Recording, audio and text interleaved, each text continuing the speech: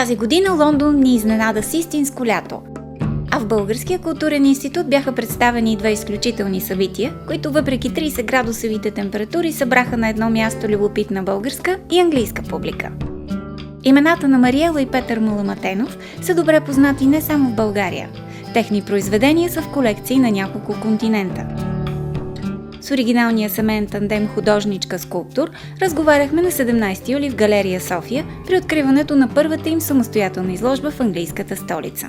Здравейте! За нас е изключителен шанс да покажем нашите работи в галерията на Българския културен институт. В момента акцентът е върху стъклените работи, като колекцията се допълва от няколко скулптури, в които става дума за орнамента. Например, тази кукла, която е в дъното, тя разчита на фолклорния орнамент, а пък в тази месингова фигура жената, това е една композиция, която иска да изрази тялото, женското, като музикален инструмент с безкрайните му възможности. Тук има, разбира се, едни неща от моите живопис, традиционна маслена живопис върху дърво и върху платно.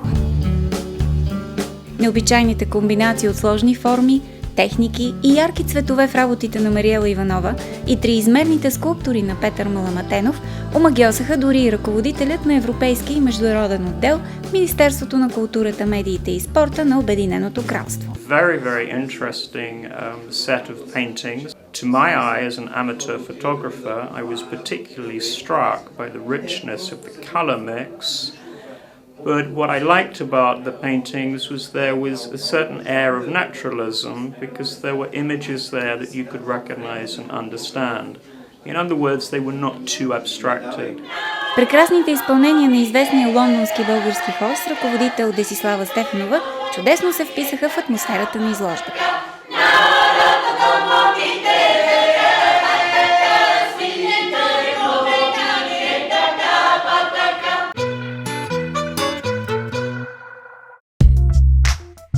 Отново по покана на Българския културен институт на 20 и 21 юли с две представления в залите на Българското посолство в Лондон гостува нашумелият спектакъл на театър 199 «Дуети». Играше голф. Никакво месо, риба, яйца и лимет. Експлоатация на пчелите.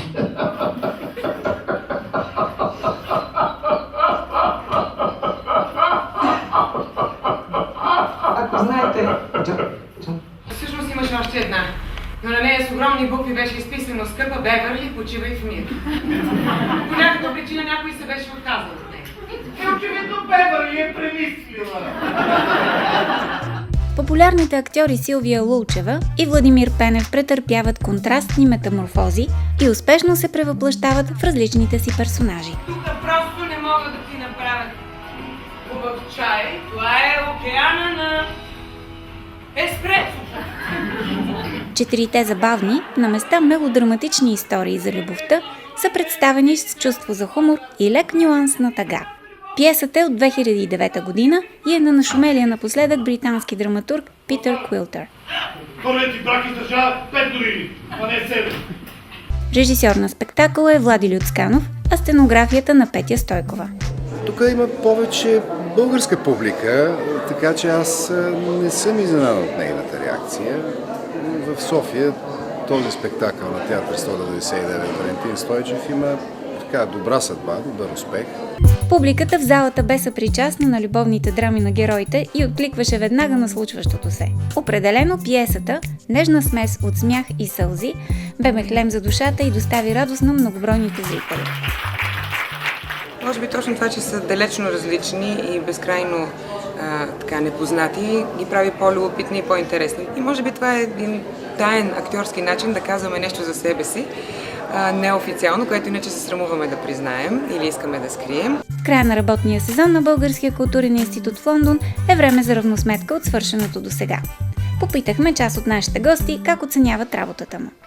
Това го дължим най-вече на усилията на Светла Дионисиева, шефа на Българския културен център в Лондон. Това е изключително, сърцата и всеотдайна жена, която направи и прави всичко възможно, не само този спектакъл да бъде тук. Много наши колеги гостуват тук. Дейността на института лондонския е изключително добра и тя е моделна, мога да кажа, за всички останали културни институти.